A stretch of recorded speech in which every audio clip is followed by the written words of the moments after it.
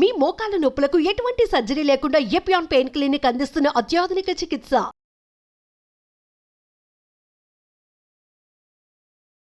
Welcome to Suman TV. Bhaskara hospitals నుంచి doctor Pradeep వజ్జా గారు ఉన్నారండి, జనరల్ ఫిజిషియన్. డాక్టర్ గారితో మాట్లాడదాం. ఈ మధ్య కాలంలో మనలో చాలా మంది సఫర్ అవుతున్నారు విటమిన్ డి డెఫిషియన్సీ, అలాగే చూసుకుంటే కనుక B12 కూడా. మరి ఎందుకు మనలో చాలా మంది సమస్యను చూస్తూ ఉన్నారు?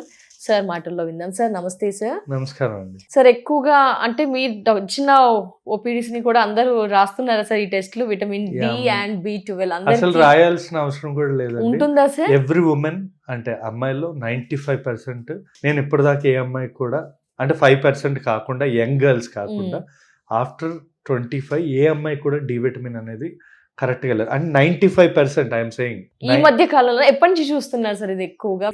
లైక్ ఆఫ్టర్ కోవిడ్ బాగా చూస్తున్నాను. ఎందుకు అంటారు సార్? కోవిడ్ కి దీనికి ఏమైనా రీజన్ ఉందంటారా, లేకపోతే మేము ఎండలో నిల్చోక ఎండ పడక అలా అంటారా?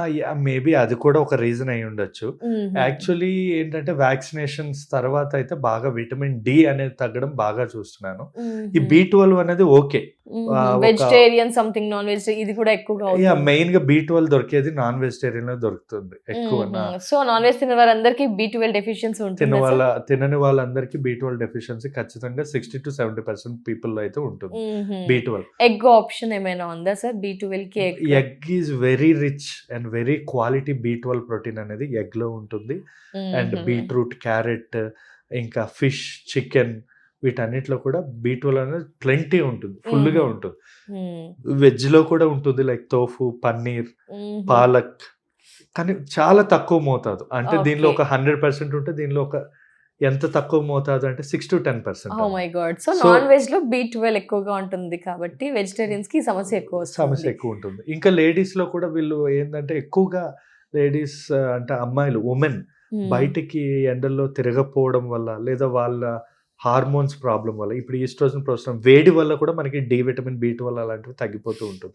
సో వీళ్ళు ఇవైతే మాత్రం మగవాళ్ళలో కంటే ఆడవాళ్ళలో ఎక్కువగా ఉంటుంది ఈ డెఫిషియన్సీ. అంటే 95% అబ్బాయిల్లో అంటే ఓకే, డి విటమిన్ అనేది 60% లో ఉంటుంది.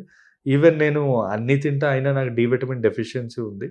కానీ ఏమి ఎక్కువగా లక్షణాలు ఉండకపోవడం వల్ల చాలా మంది పట్టించుకోరు. బట్ డి విటమిన్ అనేది మెయిన్ గా మనకి దొరికేది ఏంటంటే మార్నింగ్ సూర్యుడు ఉదయించే ముందు, అస్తమించే ముందు ఒక్క ½ an hour మనం దానిలో ఉంటే 100% మనకు ఫుల్ గా విటమిన్ డి అనేది వస్తుంది. కానీ మాకు అదే కుదరట్లేదు, మేము ఆఫీస్ స్కెడ్యూల్లో బిజీ అయిపోయిన వారికి ఏం ఫుడ్ అయినా ఆప్షన్స్ ఉందా, లేకపోతే ఇంకా ఏంటి బెటర్ అంటారు సార్? ఫుడ్ అనేది చాలా ఆప్షన్స్ ఉన్నాయండి. నాన్ వెజిటేరియన్స్ కి అయితే ప్రతి నాన్ వెజ్ లోని డి విటమిన్, B12 దొరుకుతుంది. కానీ వెజిటేరియన్స్ లోనే కొంచెం వాళ్ళని లైక్ స్పెసిఫిక్ గా చూసుకోవాలి వాళ్ళు. లైక్ మనం చెప్పే కదండి, మెయిన్ గా తింటూ ఉంటాం సార్. ఇంకా డిఫరెంట్ కొన్ని సూప్స్ ఉంటాయి అంటారా సార్? అంటే ఆ B12 అబ్సర్ప్షన్ వాళ్ళు ఖచ్చితంగా ఇవి తీసుకోవాలి. మెడిసిన్స్ కి వెళ్ళాల్సి 100% వాళ్ళు సప్లిమెంట్స్ అంటే ఇవి తీసుకొని కూడా సప్లిమెంట్స్ తీసుకుంటే బెటర్. ఇప్పుడు ఈ B12 అండ్ ఆల్సో ఈ డి విటమిన్ తగ్గడం వల్ల ఏంటంటే వాళ్ళు మెయిన్ గా జాయింట్ ప్రాబ్లమ్స్ వస్తాయి. అంటే జాయింట్ పెయిన్స్ అనేవి, లైక్ మెయిన్ గా జాయింట్స్, లైక్ స్మాల్ జాయింట్స్ అంటాం కదా, ఈ జాయింట్ పెయిన్స్ అనేవి ఎక్కువగా చూస్తూ ఉంటాం. B12 రెండు ఒకటే రకమైన సిమ్టమ్స్ ఉంటాయి. Okay, B12 same sir? అంటే రెండు ఏమైనా సంబంధం ఉందంటారా సార్ దీని వల్ల ఇది తగ్గే ఛాన్స్? కానీ దీని వల్ల నో అసలు కంప్లీట్ రెండు ప్యారలర్. బట్ కంప్లైంట్స్ అంటే సిమ్టమ్స్ అయితే సేమ్ ఉంటాయి. జాయింట్ పెయిన్స్ కానీ, లేదా B12 తక్కువ ఉండే వాళ్ళు కాళ్ళ తిమ్ముర్లు, దాన్ని వదిలేస్తే మంటలు, తిమ్మర్లను వదిలేస్తే నెక్స్ట్ స్టేజ్ మంటలు. ఆ మంటలు కూడా మనం పట్టించుకోకుండా వదిలేసామంటే కాలికి సెన్సేషన్ కూడా పోతుంది. అప్పుడు ఏంటంటే మనకి చిన్న రాయి గుచ్చుకున్నా కూడా వాళ్ళు తెలియదు, రక్తం కారుతూనే ఉంటది. కానీ మెయిన్ గా డయాబెటిక్లు ఎక్కువగా చూస్తుంటాం, డయాబెటిక్ న్యూరోపతిలో. సో నరాలు అన్నవి డ్యామేజ్ అవుతాయి. B12 వల్ల మెయిన్ గా ఏంటంటే డి విటమిన్ వల్ల బోన్స్ డ్యామేజ్ అవుతాయి. డి వల్ల బోన్స్ డ్యామేజ్ అవుతాయి. B12 వల్ల సార్ నర్వ్స్ అనేవి డ్యామేజ్ అవుతాయి. దానివల్ల వాళ్ళకి మతిమరుపు రావడం, మెడల్ లాగడం, అంటే స్పైనల్ కార్డ్ కంప్రెషన్స్ అవ్వడం, కాళ్ళ మంటలు, తిమ్ముర్లు, మూడ్, ఈ రెండు తక్కువ ఉండడం వల్ల మూడ్ కూడా కొంచెం లైక్ ఆల్వేస్ ఎనర్జెటిక్ గా లేకపోవడం, హెయిర్ లాస్ అవ్వడం. ఎందుకంటే B12 డెఫిషియన్సీ వల్ల ఎనీమియా కూడా వచ్చే అవకాశాలు ఉంటాయి. అంటే రక్తహీనత అనేది వచ్చే అవకాశం ఉంటుంది.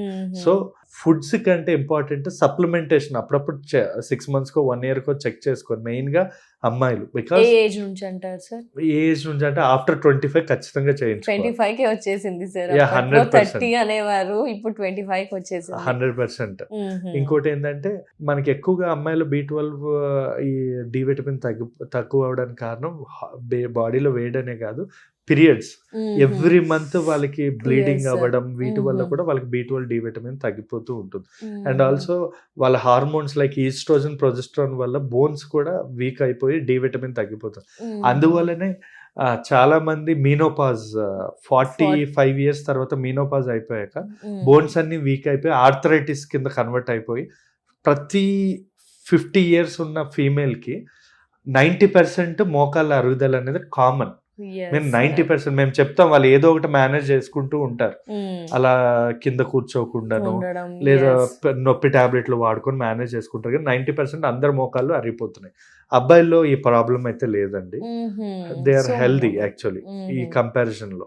Okay sir. సో ఇంకా ఏం చేస్తే బెటర్ అంటారు సార్? అంటే సప్లిమెంట్స్ అయితే తీసుకోవాల్సిందే ఖచ్చితంగా, ఎందుకంటే చాలా మంది సప్లిమెంట్స్ ఇప్పటి నుంచే తీసుకోవాలా ఇంత చిన్న ఏజ్ లో 25 నుంచి అని పేరెంట్స్ వద్దు అంటుంటారు, పిల్లలు కూడా తీసుకోవడానికి ఇష్టపడరు. బట్ దానివల్ల సైడ్ ఎఫెక్ట్స్ ఏమి ఉండవా sir? No, that's what I'm saying. Supplementation అంటే వేరే టాబ్లెట్స్ ఏమైనా తీసుకోకూడదు, కానీ దీన్ని ఏంటంటే న్యూట్రియంట్స్ అంటాం.